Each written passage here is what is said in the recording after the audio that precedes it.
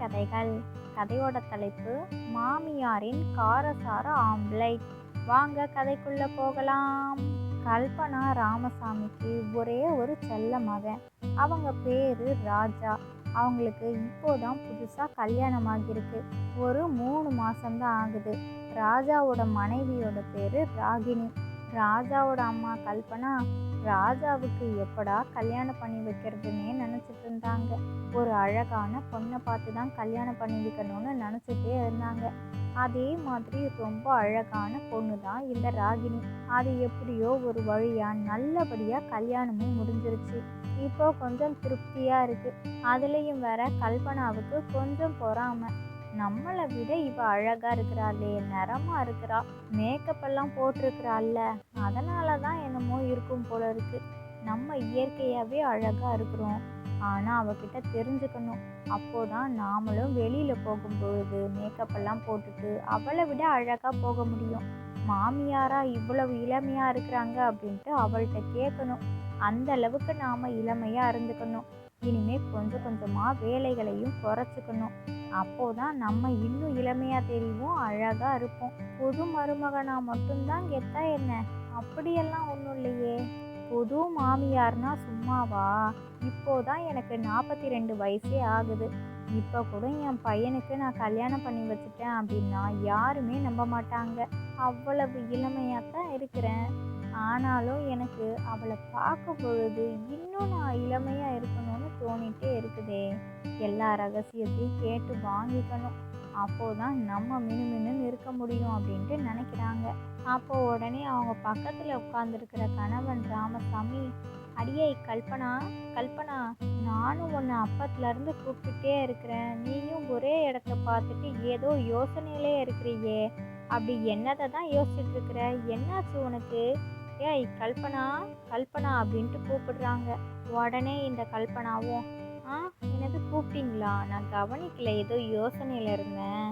சரி சரி, உங்களுக்கு வேலைக்கு நேரமாச்சுல்ல, சமையல் வேலையெல்லாம் முடிஞ்சிருக்கோன்னு நினைக்கிறேன். இருங்க, நான் மருமகளை கூப்பிடுறேன், வேலையெல்லாம் முடிச்சுட்டாளான்னு கேட்குறேன் அப்படிங்கிறாங்க. அதெல்லாம் அப்போதையே முடிஞ்சிருச்சு. அவள் மருமகளும் பக்கத்தில் சாப்பாடு எடுத்துகிட்டு வந்து வச்சுட்டு போயிட்டா. இன்னும் நீ என்னன்னா திரும்பவும் சமைக்க போறியா? அமைதியாக உட்காரு, இல்லைன்னா டிவியை பாரு அப்படிங்கிறாங்க. அதுக்கு உடனே கல்பனா, சரி சரிங்க, நான் கவனிக்கல. ஒரு நாள் கவனிக்கலைன்னா உடனே நீங்கள் என்னை ஏதாவது சொல்லுவீங்களே. நேரமாச்சுன்னு சொன்னீங்கல்ல, வேலைக்கு புறப்படுங்க. நான் அதெல்லாம் எதையும் யோசிச்சுட்டு இருக்க மாட்டேன். சரி, நான் டிவியை பார்க்குறேன். எங்க அவன் தம்பி எங்க? ராஜா, ராஜா அப்படின்னு கூப்பிடுறாங்க. அவன் அப்போதையே வந்துட்டு உன்கிட்ட கூப்பிட்டு கூப்பிட்டு பார்த்தா நீ காதலையே விழாத மாதிரி இருந்ததுனால அப்பா அம்மாட்ட சொல்லிடுங்க அப்படின்ட்டு அவன் அப்போதையே வேலைக்கு புறப்பட்டு போயிட்டான். நான் தான் நீ என்னதான் அப்படி யோசனையில் இருக்கிறன்னு தெரிஞ்சு போன்னு உட்காந்துட்டு இருந்தா நீ இன்னும் அது என்னன்னே விஷயத்த சொல்ல மாட்டேங்கிற. சரி விடு, நேரமாச்சு. இன்னும் உன் கதையை கேட்டுட்டு இருந்தான்னு வச்சுக்கோ, ஏன் வேலையாகாது. பாவம் ராஜா மட்டும் வேலையை பார்த்துட்டு இருப்பான். நானும் கிளம்புறேன் அப்படின்ட்டு கிளம்பிட்டாங்க. இப்போ இந்த கல்பனா சோஃபாவில் உட்காந்து அப்படியே டிவி பார்த்துட்டு இருக்கிறாங்க. அவங்களோட மருமக, அத்தை அத்தை, என்னத்தை பார்க்குறீங்க? சூப்பர் ஆட்டம்னு ஒரு படம் போட்டுட்ருக்குறான், அது ரொம்ப நல்லா இருக்கும். நாம் 2 பேரும் வேணும்னா அந்த படத்தை பார்க்கலாமா அப்படிங்கிறாங்க. அதுவா? வேண்டாம் மருமகளே, எனக்கு இந்த நாடகம் தான் ரொம்ப பிடிக்கும். நீ வேணும்னா என் கூட உட்காந்து இந்த நாடகத்தையும் பாரு, உனக்கும் பொழுது போகும் அப்படிங்கிறாங்க. இல்லத்த, பரவாயில்ல, எனக்கு நாடகம் பார்க்குறதெல்லாம் பழக்கம் கிடையாது, பிடிக்கவும் பிடிக்காது. நான் வேணும்னா வீட்டில் வேற ஏதாவது வேலை இருந்துச்சுன்னா போய் பார்க்குறேன், நீங்களே பாருங்கத்த அப்படின்ட்டு கிளம்பிட்டாங்க. என்னடா இது, இந்த காலத்தில் இப்படி ஒரு மருமகளா? அதுவும் சீரியல் பிடிக்காதுன்னு சொல்கிறாளே. வீட்டுக்கு சீரியல் தானே எல்லாரும் பார்த்துட்டு இருக்கிறாங்க. நாடகம் போட்டாலே எல்லார் வீட்லேயும் அந்த சத்தம்தான் கேட்கும். இவ என்ன புதுசாக இருக்கிறா? ஒரு வேளை இவங்க வீட்டில் டிவி எதுவும் இருந்திருக்காது, அதனால் இவங்க வீட்டில் யாரும் பார்த்துருக்க மாட்டாங்க. அப்படி இல்லைன்னா அவங்க அம்மாவே பார்த்துட்டு இருந்திருப்பாங்க. இவளுக்கு ரிமோட்டு கைக்கு வந்திருக்காது, அதனாலயா தான் இருக்கும். இப்போ நம்மளும் ரிமோட்டை கொடுக்கலல்ல, அதுக்காகத்தான் நாடகமெல்லாம் நான் பார்க்க மாட்டேன், பிடிக்காதுன்னு சொல்கிறா போல இருக்கு. சரி நம்ம கையில் ரிமோட் இருக்குது, அவள் வேற எதையாச்சும் வேலையை பார்ப்பா, ஜாலியாக இருக்குது அப்படின்ட்டு டிவியவே பார்த்துட்ருக்குறாங்க. சாயங்காலம் ஆயிடுச்சு. அந்த வழியாக அவங்களுக்கு வேலை இருந்ததுனால வீட்டுக்கு ஒரு எட்டு வந்துட்டு போயிடலான்ட்டு ராஜா வீட்டுக்கு வந்திருக்கிறாங்க. என்னடா காலையில் அம்மாவை பார்த்து சொல்லிட்டு போகணுன்னு கூட தெரியாமல் நீ பாட்டுக்கு போயிட்டியே, உங்கள் அப்பா தாண்டா விஷயத்தெல்லாம் சொன்னாங்க. நான் ஒரே யோசனையிலேயே இருந்தேன். அதனால தான். அதுக்காக நீ என்கிட்ட சொல்லாமல் கொள்ளாமலா போகிறது? என்னோட ஒரே மகன் நீ தானடா, இப்படியெல்லாம் இருக்காது, அம்மாவுக்கு ரொம்ப கஷ்டமாக இருக்குது அப்படிங்கிறாங்க கல்பனா. உடனே ராஜாவும், அட என்னம்மா நீங்கள், நான் உங்ககிட்ட எத்தனை வாட்டி கூப்பிட்டு சொன்னேன், நீங்கள் கவனிக்கவே இல்லை. வேலைக்கு வர மணி ஆகிட்டே இருந்தது, அதுக்காக தாம்மா அப்பாவை விட்டுட்டு நான் மட்டும் வேலைக்கு புறப்பட்டுட்டேன். எதுவும் நினச்சிக்காதீங்கம்மா, நீங்கள் எதையும் யோசிச்சுட்டே இருக்காதீங்க, நான் தான் இருக்கிறேன்ல, எதுக்கு அப்போ தேவையில்லாத யோசனையெல்லாம் யோசிச்சுட்டு இருக்கிறீங்கம்மா, நிம்மதியாக இருங்க. நீங்கள் ஆசைப்பட்ட மாதிரியே எனக்கும் கல்யாணம் தான் ஆயிடுச்சுல்ல, இதுக்கப்புறம் என்னம்மா உங்களுக்கு, நீங்கள் பாட்டுக்கு இருங்கல்ல, உங்களுக்கு ஏற்ற மாதிரி மருமகளும் அமைஞ்சிருச்சு, இதுக்கப்புறம் உங்களுக்கு வேற என்ன வேணும்? 2 பேரும் நல்லா பொழுது போக்க வேண்டியது தானே, டிவியை பார்ப்பீங்க, வேலைகளை பார்ப்பீங்க, இப்படியே நேரம் முழுக்க போயிடும், வேற என்னம்மா, ஜாலியாக இருங்க அப்படிங்கிறாங்க. சரிடா சரிடா, இதுக்கப்புறம் நான் எதையும் யோசிக்க மாட்டேன், நிம்மதியாக இருக்கிறேன் அப்படிங்கிறாங்க. அம்மா அம்மா, ஒரு முக்கியமான விஷயமும் கூட சொல்லணும். ராகினி இன்னைக்கு அவங்க அம்மா அப்பாவை பார்க்கறதுக்காக ஊருக்கு போகிறேன்னு சொன்னான். என்னையும் கூப்பிட்டா, இப்போதானே பொங்கலுக்கு போயிட்டு வந்தோம், அதனால் இதுக்கப்புறம் ஒரு நாள் ஏதாச்சும் வரட்டும், அப்போ போகலான்னு சொன்னேன்.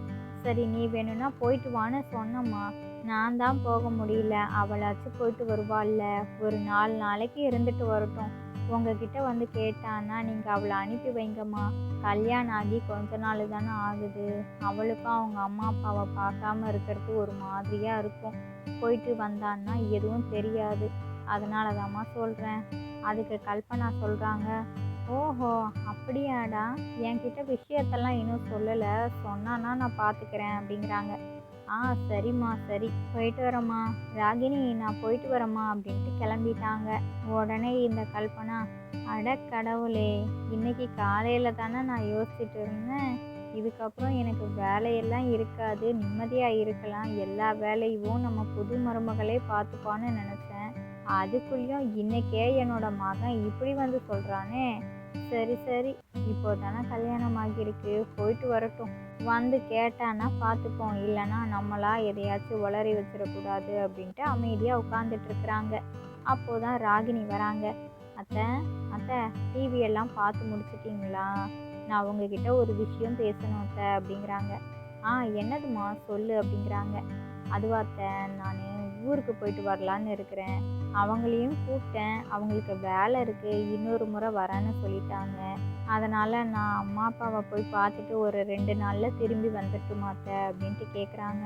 அதுக்கு கல்பனா சொல்கிறாங்க, என்ன மருமகளே 2 நாளா, கூட 2 நாள் கூட இருந்துட்டு வா, என்னோட மகனுக்கு நான் சாப்பாடாக்கி போட மாட்டேனா, நீ பொறுமையாகவே வா, உனக்கு இங்கே நீயே ஆக்கி பொங்கி சாப்பிட்றது பிடிக்கல, அங்கே போனோன்னா உங்கள் அம்மா சமையல் செஞ்சு போடுவாங்க, அதனால தானே, என்னமோ எனக்கு தெரியாது, ஆனால் 2 நாளில் திரும்பி வந்துடணும் சரியா அப்படிங்கிறாங்க. அதுக்கு ராகினியும், சரிங்கத்த, நான் 2 நாளில் நம்ம வீட்டுக்கு திரும்பி வந்துடுவேன் அப்படிங்கிறாங்க. சரி சரி, வீட்டு வேலையெல்லாம் முடிஞ்சதில்ல, நீ புறப்படு, இதுக்கப்புறம் இருக்கிற வேலைகளை நான் பார்த்துக்கிறேன் அப்படிங்கிறாங்க. அதுக்கப்புறம் ராகினியும் அவங்களோட அறைக்கு போய் துணிமணியெல்லாம் எடுத்து ஒரு பையில் வச்சுக்கிட்டு ஊருக்கு கிளம்பிட்டாங்க. ராகினி அவங்க அம்மா அப்பாவை பார்க்கறதுக்கு அவங்க வீட்டுக்கும் வந்துட்டாங்க. இன்னைக்குன்னு பார்த்து அவங்களோட அப்பா வேலைக்கும் போகலை. பாவம், அவங்க அப்பாவுக்கு இன்னைக்கு உடம்பு சரியில்லை, அதனால தான் அவங்களோட மனைவி நீங்கள் வேலைக்கு போக வேண்டான்னு சொல்லியிருந்துருக்குறாங்க. பொண்ணு வீட்டுக்கு வந்த சந்தோஷத்துலேயே அம்மாவும் அப்பாவும் குஷியாயிட்டாங்க. அதுலேயே அவங்க அப்பாவுக்கு உடம்பெல்லாம் சரியாயிடுச்சு. சரிம்மா, நான் வேலைக்கு கிளம்புறேன், என்னோட பொண்ணு வந்துட்டால, அவளுக்கு ஏதாவது நான் வாங்கிட்டு வரேன், வேலைக்கு போனால் தானே உண்டு, நான் கிளம்புறேன், இப்போ என் உடம்பெல்லாம் தெம்பாயிடுச்சு, என் பொண்ணை பார்த்த உடனேயும் அப்படின்ட்டு சுறுசுறுப்பாக வேலைக்கு கிளம்பி போயிட்டாங்க. அம்மாவும் பொண்ணும் ஒன்றா உட்காந்து சாப்பிட்றாங்க, கதை பேசிகிட்டே இருக்கிறாங்க. சாயங்காலம் ஆயிடுச்சு. அவங்க அப்பாவும் வீட்டுக்கு வந்துட்டாங்க. அம்மா, அந்த கோழி குஞ்சு பெருசாயிடுச்சா? 3 மாதம் ஆச்சுல்ல. அதெல்லாம் பார்த்து நம்ம வீட்டுக்கும் பெயிண்டெல்லாம் அடித்ததுனால இப்போ பார்க்குறதுக்கே சூப்பராக இருக்குது. ஏதோ புது வீட்டுக்குள்ளே வந்து உட்காந்துருக்குற மாதிரி இருக்குது அப்படின்ட்டுலாம் பேசிகிட்டு இருக்கிறாங்க. ஆமாம், நீ சொல்கிறது தான் உண்மை. வீடை பார்க்கும் பொழுதே இப்போதான் பளிச்சுன்னு இருக்குது. உன் கல்யாணத்துக்காக வீட்டை சுத்தம் பண்ணதுனால இப்போ நம்ம வீடு இவ்வளோ பளபளன்னு இருக்குது. அந்த கோழி குஞ்சா இப்போ ஓரளவுக்கு கொஞ்சம் பெருசாகிடுச்சு. நீனு பார்த்தேன்னு வச்சுக்கோயேன், அது இவ்வளவு சேட்டை பண்ணுதே அப்படின்னு சொல்லுவ. ஒரு இடத்துல இருக்க மாட்டேங்குது.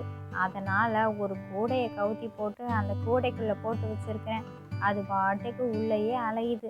அந்த கூடையும் தட்டி விட்டுட்டு வெளியில் பறக்குது. மறுபடியும் நம்ம வீட்டுக்கே திரும்பி வந்துடுது. அந்த கோழியை மேய்க்கிறது தான் எனக்கு பெரும் பாடாகவே இருக்குது. உங்கள் அப்பா வெளியில் வேலைக்கு போயிடுவாங்களா, நான் இந்த கோழியை மேய்ச்சிட்ருப்பேன். அப்படியே நேரம் போயிடும். சரி சரி, எவ்வளோ நேரம் இப்படியே பேசிகிட்டு இருக்கிறது? வாங்க சாப்பிட்டு தூங்குவோம், நேரம் ஆயிடுச்சுல்ல அப்படின்ட்டு சாப்பிட்டுட்டு தூங்கிட்டாங்க. மறுநாள் காலையில் விடிஞ்சதுமே இந்த கல்பனா அவங்க பையன்கிட்ட, டேய் தம்பி ராஜா, அம்மாவுக்கு இடுப்பு சுளுக்கிக்கிட்ட மாதிரி இருக்குது. நேற்றெல்லாம் நானே வீடு வாசலெல்லாம் பெருக்குனல்ல, எல்லா வேலையும் இழுத்து போட்டு பார்த்துக்கிட்டதுனால இடுப்பு சுளுக்கிக்குச்சு. இதுக்கு மேலேயும் என்னால் எந்த வேலையுமே பார்க்க முடியாது. மருமகளை போய் வீட்டுக்கு அழைச்சிட்டு வந்துடுறேன்டா, எனக்கு சுத்தமாக முடியல அப்படிங்கிறாங்க. அதுக்கு உடனே ராஜாவும், என்னம்மா சொல்கிறீங்க, இடுப்பு சுளுக்கிக்குச்சா? சரி ஆஸ்பத்திரிக்கு போகலாமா அப்படிங்கிறாங்க. அதெல்லாம் ஒன்றும் இல்லைடா, மருமக வந்தானாலே நான் கொஞ்சம் ரெஸ்ட் எடுத்தேன்னு வச்சுக்கோ, எல்லாமே சரியாக போயிடும். அவளை நீ கூட்டிகிட்டு வந்தாலே போதும் அப்படிங்கிறாங்க. அதுக்கு ராஜா சொல்கிறாங்க, அம்மா, நேற்று தானம்மா அவள் ஊருக்கு போனா, திரும்ப இன்னைக்கே நான் போய் கூப்பிட்டேன்னா எப்படி இருக்கும்? நல்லாவா இருக்கும்? கூட 2 நாள் அவள் அங்கே இருந்தான்னா கொஞ்சம் திருப்தியாக இருக்கும். நான் உங்களுக்கு எந்த வேலையினாலும் பார்த்து தரேம்மா, என்னென்ன வேலை செய்யணும் சொல்லுங்க அப்படிங்கிறாங்க. ஓ அப்படி இல்லைடா, ஆமாம் ஆமாம், நீ சொல்கிறதும் சரிதான். சரி என்ன பண்ணுறது, நானே எல்லா வேலையும் இழுத்து போட்டு பார்த்துக்கிறேன். உன்னை என்னடா நான் வேலை வாங்கிக்கிட்டு, வேண்டாம் வேண்டாம், மருமக வரும்பொழுது வரட்டும் அப்படின்ட்டு பொய்யா அவங்க பையன்கிட்ட பேசுகிறாங்க. மனசுக்குள்ள, என்ன இவன் இப்படி இருக்கிறானே, எனக்கு இடுப்பு சுளுக்கிக்குச்சுன்னு சொல்கிறேன், அப்படி இருந்தும் கூட அவனோட மனைவியை வேலை வாங்குறதுக்கு விட மாட்டேங்கிறான். இப்போவே இவன் மனைவி ராமன் ஆயிட்டானா? சரி சரி, இருடா இரு, இன்னும் 4 நாள் தானே இருக்கட்டும், வந்ததுக்கப்புறம் நான் அவளுக்கு சுளுக்கு எடுக்கிறேன். கல்யாணம் ஆன 3 மாதத்துல மாறி போயிட்டேன் அப்படின்ட்டு நினச்சிக்கிறாங்க. உடனே ராஜா, சரி சரிம்மா, நான் போய் கூப்பிட்டுட்டு வரேன், உங்களுக்கு ஒத்தாசையாக இருக்கும்ல, நீங்களே எல்லா வேலையும் இழுத்து போட்டு பார்த்துக்கங்கிறீங்க, அது எனக்கும் சங்கடமாக தான் இருக்குது. சரிம்மா, நீங்கள் எதையும் யோசிச்சுட்டு இருக்காதீங்க, நான் இன்றைக்கே அவளை போய் கூட்டிகிட்டு வரேன் அப்படிங்கிறாங்க. அதுக்கு கல்பனா, சரிடா சரிடா தம்பி ராஜா, இன்னைக்கு போய் கூப்பிட்டுட்டு வரேன்னா நீ கூப்பிட்டுட்டுப்பா, இல்லைன்னா 4 நாள் இருந்துட்டு கூட வரட்டும், நான் அதை பற்றி எதையும் சொல்லலடா, அவள் இருந்துகிட்டே பொறுமையாக வரட்டும் அப்படிங்கிறாங்க. இல்லைம்மா, உங்களுக்கு தான் முடியலல்ல, நானே போய் கூட்டிகிட்டு வரேன் அப்படின்ட்டு கிளம்பிட்டாங்க. ராகினியை கூட்டிகிட்டு வர்றதுக்கு ராஜா அவங்களோட மாமனார் மாமியார் வீட்டுக்கே வந்துட்டாங்க.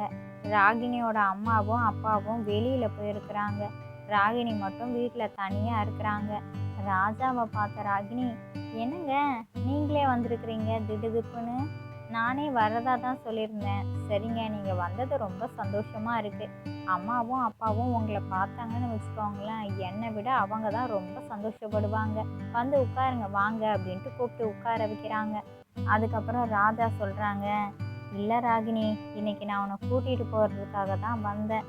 அம்மாவுக்கு இடுப்பு சுளுக்கிக்குச்சு, எதுவுமே பண்ண முடியல, அதனால தான் உன்கிட்ட விஷயத்தெல்லாம் சொல்லிட்டு அழைச்சிட்டு போகலான்ட்டு வந்தேன். எங்கள் மாமாவும் அத்தையும் அப்பத்துலேருந்து ஆளே காணுமே, அவங்க வந்ததுக்கப்புறம் நாம் புறப்படுவோம் அப்படிங்கிறாங்க. இல்லைங்க, அப்பா வர்றதுக்கு சாயங்காலமாக ஆகிடும், அம்மா இன்னும் கொஞ்ச நேரத்தில் வந்துடுவாங்க, அம்மா வந்ததும் அம்மா கிட்ட சொல்லிட்டு நாம் புறப்படுவோம், அப்பா கிட்ட அம்மா சொல்லிப்பாங்க அப்படிங்கிறாங்க. அதுக்கப்புறம் அவங்க அம்மாவும் வெளியில் போனவங்க வந்துட்டாங்க. ராகினியோட அம்மா விஷயத்தெல்லாம் கேட்டோன்னையும் சங்கடமாயிட்டாங்க. ஓ அப்படியா மாப்பிள்ள, சரி சரி, நீங்கள் 2 பேரும் இப்போ புறப்படுறது தான் சரி, சீக்கிரமாக கிளம்புங்க, ஏ ராகினி, இந்த கோழியை நீ எடுத்துட்டு போ, உனக்கு தான் கோழினா ரொம்ப பிடிக்கும்ல, இந்தா எடுத்துட்டு போ அப்படின்ட்டு கொடுக்குறாங்க. அம்மா அம்மா இருக்கட்டும்மா, உங்களுக்கு அதுதானம்மா பொழுதுபோக்கு, நான் வச்சு என்ன பண்ண போகிறேன், நீங்களே பார்த்துக்கோங்கம்மா அப்படிங்கிறாங்க. இல்லை ராகினி, எனக்கு அதெல்லாம் ஒன்றும் கிடையாது, ஒரு கோழி குஞ்சு அப்பாவை வாங்கி தர சொன்னா வாங்கி தந்துடுவாங்க. இந்த கோழியை நீங்கள் எடுத்துகிட்டு போங்க, தினமும் முட்டை போடும். நாட்டுக்கோழி முட்டையெல்லாம் இப்போ எங்கே கிடைக்குது? இப்படி இருக்கும் பொழுது நீங்கள் உங்களுக்கு உபயோகமாக்கிக்கோம்ல, எடுத்துகிட்டு போங்க அப்படின்ட்டு கொடுத்து விடுறாங்க. அதுக்கப்புறம் ராகினியும் ராஜாவும் அந்த கோழியை வாங்கிட்டு அவங்க வீட்டுக்கும் புறப்பட்டு வந்துட்டாங்க. ராஜா அப்படியே வேலைக்கு கிளம்பிட்டாங்க. ராகினி அவங்க அத்தை கிட்ட பேசிகிட்டு இருக்கிறாங்க. என்னத்த, இப்போ சுளுக்கெல்லாம் பரவாயில்லையா, சரியாயிடுச்சா, நான் ஹாஸ்பிட்டலுக்கு கூட்டிகிட்டு போகட்டுமா அப்படிங்கிறாங்க. அதுக்கு உடனே கல்பனா சொல்கிறாங்க, அதெல்லாம் எதுவும் இல்லைம்மா, எல்லாமே சரியாக போயிடும், ஹாஸ்பிட்டலுக்கெல்லாம் நான் வரல, ஓய்வு எடுத்தாலே போதும். சரி சரி, அந்த வீட்டெல்லாம் கொஞ்சம் பெருக்கிடுமா, ரொம்ப குப்பையாக இருக்குது. அதுக்கப்புறம் சமையல் வேலையும் முடிச்சிரு.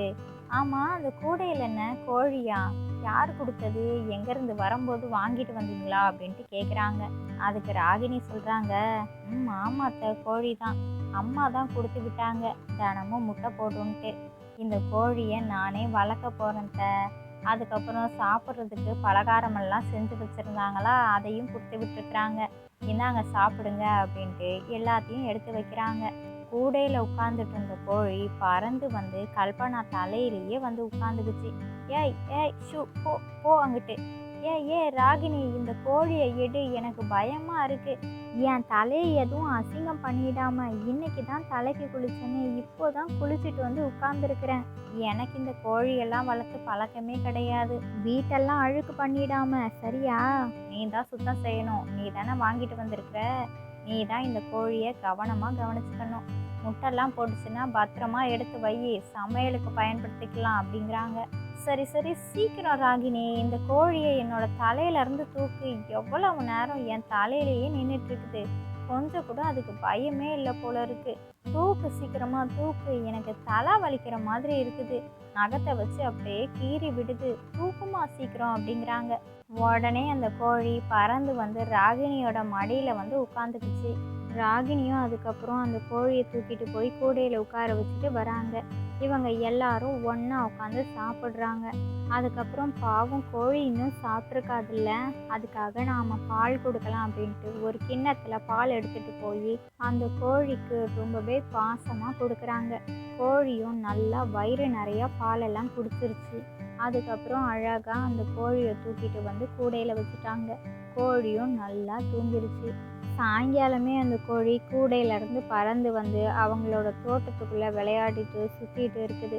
அதை பார்த்த கல்பனா, ஓஹோ, இந்த கோழி இங்கே தான் சுற்றிட்டு இருக்குதா, தோட்டத்தெல்லாம் என்ன ஆக்க போதோ தெரியலையே, நான் வேற பார்த்து பார்த்து அவ்வளோ செடிகள் வச்சுருக்கிறேனே, அட கடவுளே, இந்த கோழியை இங்கேருந்து கூட்டிகிட்டு போகணும், நமக்கு வேற கோழின்னா பயமாச்சே, அந்த ராகினியை தான் கூப்பிடணும்னு நினச்சிட்டு இருக்கிறாங்க. உடனே அந்த கோழி ஒரு முட்டையை போடுது. முட்டையா, நாட்டுக்கோழி முட்டை தான், சரி சரி, வந்ததுக்கு ஒரு நாட்டுக்கோழி முட்டை கிடச்சிருக்கு, இதுதான் அதிர்ஷ்டங்கிறது. இப்போவே நாம் அந்த முட்டையை எடுத்துப்போம், இல்லைன்னா அவள் கைக்கு போச்சுன்னா அவளே ஆம்லேட்டை போட்டு சாப்பிட்ருவா, நம்மளே சூப்பராக காரசாரமான ஆம்லேட்டை செஞ்சு சாப்பிடலாம் அப்படின்ட்டு அமைதியாக சாப்பிட்டுட்ருக்கு கோழி ஒரு பக்கம். இந்த கல்பனா அந்த முட்டையை வேக வேகமாக எடுத்துகிட்டு வந்து சமையல் கட்டில் ஆம்லேட் போடுறாங்க. இந்த ஆம்லேட் போட்ட விஷயமும் யாருக்கும் தெரியக்கூடாதுன்ட்டு சமையல் கட்டில் வச்சே அந்த ஆம்லேட்டை சூப்பராக இருக்குன்னு ருசித்து சாப்பிட்டு முடிச்சிட்டாங்க. அந்த ராகினி தோட்டத்துக்குள்ளே போய் பார்க்குறாங்க. பார்த்தா அந்த கோழி நல்லா சாப்பிட்டுட்டு இருக்குது. என்ன, கோழி ஒரு முட்டையை கூட போடவே இல்லை, அம்மா முட்டை போடுன்னு சொல்லி தானே கொடுத்தாங்க, சரி ஒரு வேளை இரவு போட்டாலும் போடும், காலையில் வந்து பார்த்து எடுத்துக்கலாம் அப்படின்ட்டு அவங்களும் வீட்டுக்குள்ளே போயிட்டாங்க. அன்னைக்கு நாளும் முடிஞ்சிருச்சு. மறுநாள் விடிஞ்சிருச்சு. காலையில் ராகினி எழுந்திருச்சு கோழி முட்டை போட்டிருக்கான்னு போய் பார்க்குறதுக்குள்ளேயும் இந்த கல்பனா வேக வேகமாக தோட்டத்துக்குள்ளே போய் அந்த கோழி எத்தனை முட்டை போட்டிருக்குன்னு பார்த்து 2 முட்டை போட்டிருந்தது. அந்த 2 முட்டைகளையும் நாம் எடுக்கிறத யாராச்சும் பார்க்குறாங்களா பார்க்கலையான்னு பார்த்துக்கிட்டே முட்டையை தூக்கிட்டு சமையல் அறைக்குள்ளே வந்துட்டாங்க. இப்போவே நாம் 2 ஆம்லேட்டை போட்டுடலான்ட்டு காரசாரமாக சூப்பராக 2 ஆம்லேட்டை போடுறாங்க. ஒரு ஆம்லேட்டை அங்கேயே நின்று சாப்பிட்டுட்ருக்குறாங்க. இன்னொரு ஆம்லேட்டு வெந்துட்டுருக்கு. அதுக்கப்புறம் அடுப்பை அணைச்சிட்டு அவங்க யாராச்சும் வராங்களா வரலையான்னு பார்க்கறதுக்கு வந்திருக்கிறாங்க. அப்போ ராகினி சமையல் அறைக்குள்ளே போகிறாங்க. நல்ல வாசனை அடிக்குது. ஆஹா, எவ்வளோ மணமாக இருக்குது. சரி சரி, அத்தை ஏதாவது சமைச்சு வச்சுருப்பாங்க போல் அப்படின்ட்டு அடுப்பு பக்கத்தில் இருக்கிற ஒரு சட்டியை தூக்கி பார்க்குறாங்க. பார்த்தா ஆம்லேட்டு காரசாரமாக சூப்பராக இருக்குது. ஓஹோ, அத்தை ஆம்லேட் போட்டு வச்சுருக்குறாங்களா, நம்ம எடுத்து சாப்பிட்றலாம். எனக்காக தான் போட்டு வச்சுருந்தாலும் வச்சுருப்பாங்க அப்படின்ட்டு அந்த ஆம்லேட் தட்டை தூக்கிட்டு வராங்க. பார்த்தா அங்கே சாப்பிட்றதுக்கு எல்லாரும் உட்காந்துட்ருக்குறாங்க. அதை பார்த்த ராகினி, ஆஹா, எல்லாரும் சாப்பிட உட்காந்துட்ருக்குறாங்க, நம்ம மட்டும் தனியாக ஆம்லேட்டை சாப்பிடக்கூடாது, எல்லாரும் ஒன்றா உட்காந்து சாப்பிடுவோம், அப்போதான் நல்லாயிருக்கும் அப்படின்ட்டு அந்த ஆம்லேட் தட்டை தூக்கிட்டு அவங்க எல்லாரும் சாப்பிட்ற இடத்துக்கு வந்துட்டாங்க. இப்போ எல்லாரும் ஒன்றா சாப்பிட்டுட்டு இருக்கும் பொழுது அந்த ஆம்லேட் தட்டை அவங்களோட மாமியார் பார்த்தோன்னையும், இந்த ஆம்லேட் தட்டு எப்படி இங்கே வந்துச்சு, நான் தான் சமையல் கட்டிலேயே வச்சுட்டு வந்தனே, யார் இதை எடுத்துகிட்டு வந்தா அப்படின்ட்டு கேட்குறாங்க. ராகினி சொல்கிறாங்க, அத்தை அத்தை, நான் தான் அத்தை எடுத்துகிட்டு வந்தேன், நீங்கள் மறந்தே சமையல் கட்டில் வச்சுட்டு வந்துட்டீங்க போல இருக்கு, எனக்காக செஞ்சு வச்சுருக்கிறீங்கன்னு நினச்சேன். அதுக்கப்புறம் இங்கே எல்லாரும் சாப்பிட உட்காந்துருக்கிறதுனால எல்லாரும் ஒன்றா உட்காந்து சாப்பிட்லான்னு எடுத்துகிட்டு வந்தேன், எல்லாத்துக்கும் நீங்களே சரி பாதியாக பிரித்து பயங்கரத்தை சாப்பிடுவோம் அப்படிங்கிறாங்க. அதுக்கு கல்பனாவும், ஆமாம் ஆமாம்மா ராகினி, நான் தான் மறந்து போய் சமையல் கட்டிலே வச்சுட்டு வந்துட்டேன், நீ எடுத்துகிட்டு வந்தது நல்லதாக போச்சு அப்படின்ட்டு சிரிச்சுக்கிட்டே சொல்கிறாங்க. மனசுக்குள்ளே நினைக்கிறாங்க, அட என்னடா இவ, நானே 2 ஆம்லேட்டையும் சாப்பிட்றலான்னு பார்த்தா இவ எப்படி தான் தூக்கிட்டு வந்தாலோ, இப்போ எல்லாம் போச்சு, ஒரு ஆம்லேட்டு மட்டும்தான், இன்னொரு ஆம்லேட்டு எல்லாரும் சேர்ந்து சாப்பிட்ணுமா, சரி சரி, இன்னைக்கு ஒரு நாள் தானே, நாளைக்கெல்லாம் நான் சமையல் கட்டில் வச்சே சாப்பிட்றேன், அப்போ என்ன பண்ண முடியும் அப்படின்ட்டு, கொண்டா கொண்டாம்மா மருமகளே, இதோ நானே எல்லாத்துக்கும் சரி பங்காக பிரித்து வைக்கிறேன் அப்படின்ட்டு கொஞ்சம் கொஞ்சம் எல்லாத்துக்கும் வைக்கிறாங்க. அத்தை இந்தாங்க அத்தை, நீங்கள் எடுத்துக்கோங்க அப்படிங்கிறாங்க. இல்லை இல்லைம்மா வேண்டாம், எனக்கு வயிறு நிறைஞ்சு போச்சு, நீங்கள் எல்லாரும் சாப்பிடுங்க அப்படிங்கிறாங்க. சரிங்க அத்தை சரிங்க அத்தை, நீங்கள் இவ்வளோ ஆசைப்பட்டு சொல்கிறீங்கல்ல, நானே சாப்பிட்றேன் அப்படின்ட்டு அவங்களுக்கு வச்ச பங்கை சாப்பிட்டுடுறாங்க. உடனே அவங்க எடுத்து வாயில் வைக்கவும், அடடா, கொஞ்சமாச்சு எனக்கு கொடுக்கணும்னு மனசே வரலல்ல, போகுதே போகுதே என்னோட முட்டை ஆம்லேட்டு, 3 பேரும் நல்லா சாப்பிட்றாங்க, நான் மட்டும்தான் அவங்க வாயை பார்த்துட்டு இருக்க வேண்டியதாக இருக்குது, கொஞ்சம் கூட யாராச்சும் ஒரே ஒரு வாய் வாங்கிக்கோன்னு சொல்கிறாங்களான்னு பாரு, நாளைக்கெல்லாம் இப்படி இருக்கவே கூடாது, தனியாகவே சாப்பிட்டுட்டு வந்துடணும், இல்லைன்னா இன்னைக்கு நடந்த கதை தான் நாளைக்கும் நடக்கும், அப்படி நடக்கவே கூடாது அப்படின்ட்டு அவங்க தட்டில் வச்ச சாப்பாடை எல்லாத்தையும் ரொம்ப சோகத்தில் சாப்பிட்டு முடிச்சிட்டாங்க. சாப்பிட்டு முடிச்சதுமே எல்லாரும் உட்காந்துட்டு இருக்கிறாங்க. திடீர்னு இந்த கல்பனாவுக்கு வயிறு வலிக்க ஆரம்பிச்சிருச்சு. அம்மா, எனக்கு வயிறு வலிக்குது, யாராச்சும் வாங்கலேன், எனக்கு வயிறு வலி தாங்க முடியல அப்படிங்கிறாங்க. உடனே ராஜாவும் அவங்களோட கணவனும், என்னாச்சு என்னாச்சு, எதுக்கு இப்படி இவ்வளோ சத்தம் போட்டுட்டு இருக்கிறீங்க, என்ன நடக்குது, என்ன பண்ணுதுமா சொல்லுங்க அப்படிங்கிறாங்க. எனக்கு வயிறு வலி தாங்க முடியல, என்னை இப்போவே ஆஸ்பத்திரிக்கு கூட்டிகிட்டு போடா, வயிறு ரொம்ப வலிக்குது, சாப்பிட்டதுக்கு அப்புறமா தான் எனக்கு இப்படி ஒரு வயிறு வலி, சாப்பிட்டது ஏதாவது சரியில்லையா என்னன்னு தெரியல, ஆஸ்பத்திரிக்கு கூட்டிகிட்டு போடா, கூட்டிகிட்டு போங்கங்க அப்படிங்கிறாங்க. இதோ இருங்கம்மா, நான் ஆட்டோவை கூட்டிகிட்டு வரேன் அப்படின்ட்டு அவங்க தெரிஞ்ச ஆட்டோவை கூட்டிகிட்டு வராங்க. அதுக்கப்புறம் அவங்க 3 பேரும் ஆஸ்பத்திரிக்கு கிளம்பிட்டாங்க. நீங்கள் 3 பேரும் சீக்கிரமாக ஆஸ்பத்திரிக்கு போங்க, நான் பின்னாடியே வரேன், 3 பேரும் இந்த ஆட்டோவில் உட்காந்ததுனால இப்போ எனக்கு இடம் இருக்காது, நான் உங்கள் பின்னாடியே வரேன், நீங்கள் போங்கன்னு ஆஸ்பத்திரிக்கு அனுப்பி வைக்கிறாங்க. பின்னாடியே ராகினியும் ஒரு ஆட்டோ பிடிச்சி ஆஸ்பத்திரிக்கு வந்துட்டாங்க. டாக்டர் கல்பனாவை பரிசோதனை பண்ணி பார்த்ததுல இவங்க அடிக்கடி காரசாரமான உணவுகளை சாப்பிட்டுட்டே இருந்திருக்கிறாங்க, அதனால தான் இவங்களுக்கு இப்படி ஒரு வயிறு வலி, இவங்க காரசாரமான உணவுகள் எல்லாம் சாப்பிடாம தவிர்க்கிறது தான் நல்லது, அதுக்கப்புறம் அசைவ உணவுகள் சாப்பிடவே கூடாது, குறிப்பாக முட்டை கூட சாப்பிடவே கூடாதுன்னு சொல்லிட்டாங்க. அதுக்கப்புறம் ராகினியும் கல்பனாவும் மட்டும் தனியாக உட்காந்துட்டு இருக்கிறாங்க. அப்போ கல்பனா ராகினி கிட்ட நடந்த விஷயத்தெல்லாம் சொல்கிறாங்க. நான் தான் இந்த முட்டையெல்லாம் எடுத்து எடுத்து ஆம்லேட் போட்டு சாப்பிட்டேன், அதுவும் காரசாரமான ஆம்லேட் எல்லாம், உங்கள் எல்லாத்தையும் ஏமாற்றி சாப்பிட்டதுக்கான பரிசு தான் இது எல்லாமே, இதுக்கப்புறம் நான் இப்படியெல்லாம் பண்ண மாட்டேன், என்னை மன்னிச்சிரு மருமகளே, இதுக்கப்புறம் உன்னை நான் கஷ்டமே படுத்த மாட்டேன், உன் கூட நான் பாசமாக இருப்பேன் அப்படிங்கிறாங்க. உடனே ராகினியும், அதெல்லாம் ஒன்றும் இல்லை அத்தை, நீங்கள் என்னோட அத்தை தானே, அதனால நான் எதுவும் உங்களை நினைக்க போகிறது கிடையாது, நாம் இதுக்கப்புறம் ஒத்துமையாக சந்தோஷமாக இருக்கலாம், உங்களுக்கு பிடிச்சதெல்லாம் நான் உங்களுக்கு பார்த்து பார்த்து செஞ்சு தரேன், சரி நாம் நம்ம வீட்டுக்கு போகலாம், டாக்டரும் வீட்டுக்கு போகலான்னு சொல்லிட்டாங்க அப்படின்ட்டு சொல்கிறாங்க. அதுக்கப்புறம் எல்லாருமே சந்தோஷமாக வீட்டுக்கும் வந்துட்டாங்க. அதுக்கப்புறம் என்ன, ராகினி பார்த்துக்கிறத விட கல்பனா அந்த கோழியை ரொம்பவே பாசமாக பார்த்துக்கிறாங்க.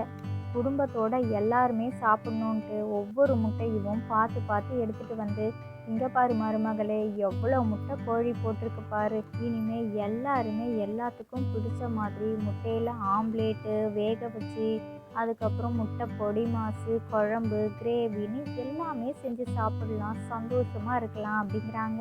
இப்போ இந்த கல்பனா ராகினி மேலே கொஞ்சம் கூட கோபப்படுறதே கிடையாது, அன்பாக இருக்கிறாங்க. குடும்பத்தில் எல்லார்கிட்டேயும் அக்கறையாக பாசமாக நடந்துக்கிறாங்க.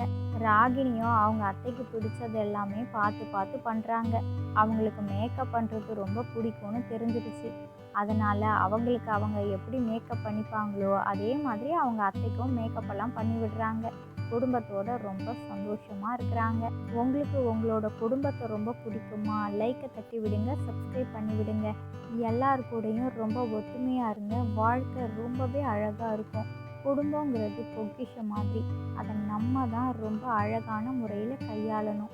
இந்த கதையிலேருந்து நாம் என்ன தெரிஞ்சுக்கணும் அப்படின்னா, எப்போவுமே நல்லதை நினச்சி நல்லதை செய்யும் பொழுது கண்டிப்பாக நல்லதாக நடக்கும். அதுக்கப்புறம் யாரை பார்த்தும் யார்கிட்டையும் பொறாமப்படக்கூடாது. ஒருத்தவங்க ஒரு சில விஷயத்தில் சிறந்தவங்களாக இருக்கிறாங்கன்னா அவங்கள பாராட்டணும்.